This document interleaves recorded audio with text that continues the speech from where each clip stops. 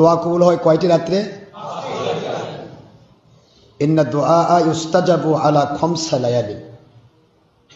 ইন্না দুআ ইউস্তাজাবু আলা খামসি লায়ালিন। 5টি রাত্রিতে আল্লাহ পাকের পক্ষ থেকে দোয়া কবুল করা হয় বিশেষভাবে, খাসসা। সেটা হলো আউয়ালু লাইলাতুম মির রজব,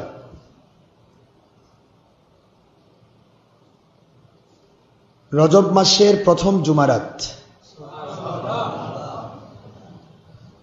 জুমারাতে, রজব মাসের প্রথম জুমারাতে আল্লাহ পাক দোয়া কবুল করেন। কেন? এই রাত হচ্ছে লাইলাতুর রগাইব। এটা মনে রাখবেন। কি রাত এটা?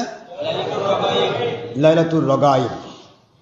রব্বাতুন থেকে রগাইব, সেটা হলো আমল করা, আল্লাহকে সন্তুষ্ট করার আগ্রহ প্রকাশ করার রাত।